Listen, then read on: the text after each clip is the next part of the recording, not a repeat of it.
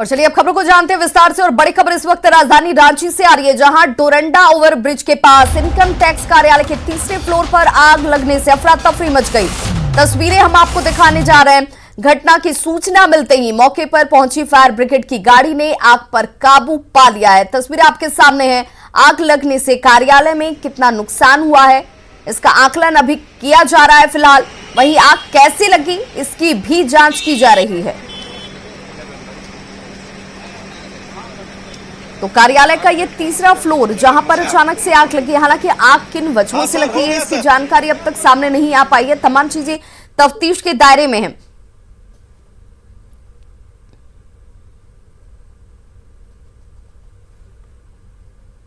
तो बिल्डिंग के तीसरे फ्लोर पे ये आग लगी है। फायर ब्रिगेड की टीम ने हालांकि वक्त पर पहुंचकर आग पर काबू पा लिया, लेकिन तब तक काफी कुछ जल चुका था। हालांकि अभी कितना का नुकसान हुआ है, क्या क्या चीजें क्षति हुई है, इसका आकलन किया जा रहा है। वहीं बड़ी खबर लातेहार से है, जहां पर अपराधियों ने बालूमाथ थाना के तेतरिया खाड़ कोयलरी में कल रात हमला कर दिया।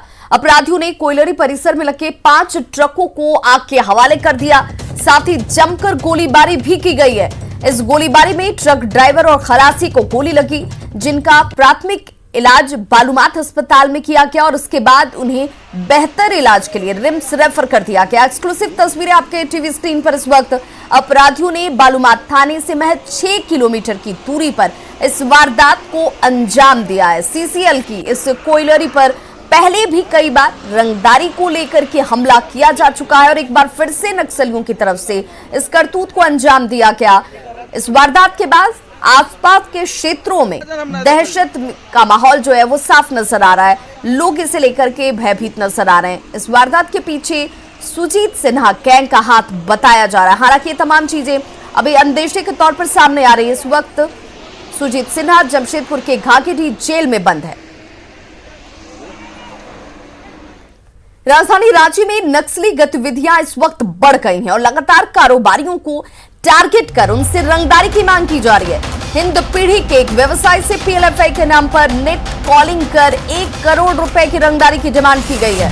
इसके साथ ही उग्रवादियों ने पीएलएफआई के लेटर हेड पर उन्हें पर्चा भी भेजा है, जिसमें रंगदारी नहीं देने पर कार्रवाई की धमकी तक दी गई है। पीड़ित कारोबारी का प्रतिष्ठान रांची में लोअर बाजार थाना क्षेत्र के फतेहुल्लाह लेन में है और इस धमकी के बाद कारोबारी का पूरा परिवार दहशत में है। 16 दिसंबर को कारोबारी को फोन आया, जिसमें 1 करोड़ रुपए की डिमांड की गई और इधर अब तक पुलिस के पास मामले को लेकर कोई शिकायत हालांकि दर्ज नहीं कराई गई है। तो पीएलएफआई के नाम पर रंगदारी की मांग की जा रही है। देखिए, अगर हाल के दिनों में भी देखा जाए तो रांची की खासतौर पर अगर हम बात करें तो कुछ वक्त पहले राजभवन के पास नक्सली पर्चा चिपकाया जाता है, जिसे लेकर सुरक्षा व्यवस्था पर सवाल उठे थे कि आखिर इस जगह पर जो वीवीआईपी इलाका है वहां तक नक्सली पोस्टर चिपकाने में कामयाब हो जा रहे हैं। हालांकि इसके बाद इस मामले में 4-5 लोगों की गिरफ्तारी भी हुई थी, जिन्हें शक के आधार पर गिरफ्तार किया गया था। और एक बार फिर से देखिए, पीएलएफआई के नाम पर एक व्यवसायी से रंगदारी की डिमांड की गई है 1 करोड़ रुपए की। ओम प्रकाश हमारे सहयोगी इस वक्त हमारे साथ लाइव जुड़ गए। ओम प्रकाश, पुलिस क्या कर रही है? क्योंकि अगर बड़ी आसानी से नक्सली जो है इन शहरी इलाकों में, वीवीआईपी इलाकों में और बड़े कारोबारियों तक रंगदारी की डिमांड कर लेते हैं, पर्चे चिपका देते हैं, धमकी दे दी जाती है, तो फिर लोगों के अंदर डर तो लाजमी है ना?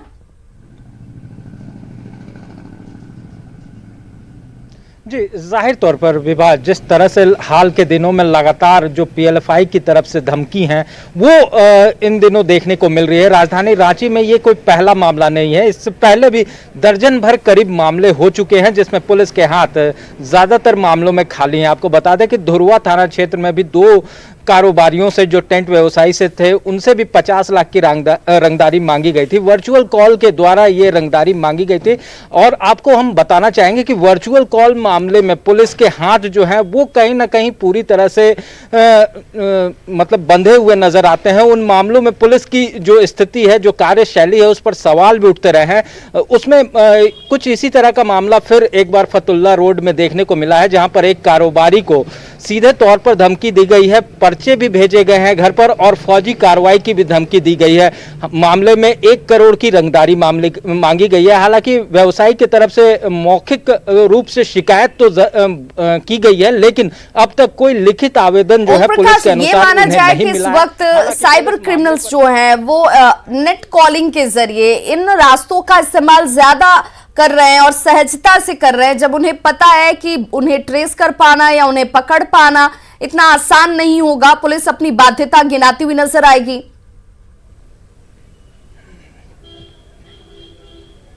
जी, जाहिर तौर पर जो नक्सली और उग्रवादी के साथ आपराधिक संगठन है वो भी कहीं ना कहीं इन दिनों साइबर जो टेक्निकल एक्सपर्ट हैं उन लोगों को अपनी टीम में शामिल कर रहे हैं। बाकायदा इसके लिए क्लासेस भी जो हमें जानकारी सूत्रों के हवाले से मिली है कि नक्सली और उग्रवादियों के द्वारा जो क्लासेस भी दी जा रही है ताकि अपने लोगों को जो है वो ज़्यादा से ज़्यादा एक्सपर्ट कर सके टेक्निकल मामलों में, क्योंकि इन मामलों में पुलिस के हाथ जो हैं वो काफ़ी बंध जाते हैं। एक तरह से जो वर्चुअल कॉल है उसमें कहीं ना कहीं सब देखना होगा कि इस पूरे मामले में पुलिस की तफ्तीश कहां तक पहुंचती है, किस तरीके से कार्रवाई होती है और ऐसी घटनाओं पर लगाम कैसे निकाली जाती है, कैसे लगाई जाती है। बहुत बहुत शुक्रिया ओम प्रकाश तमाम जानकारी के लिए।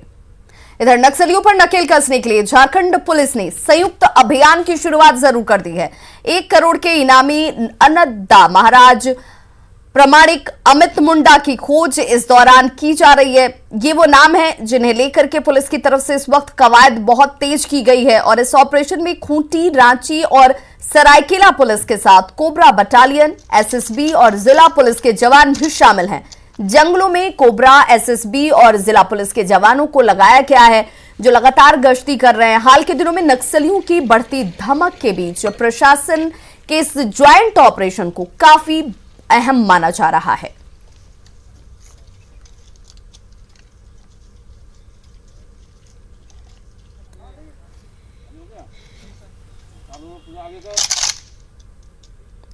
और चलिए इस वक्त सीधे लिए चलते हैं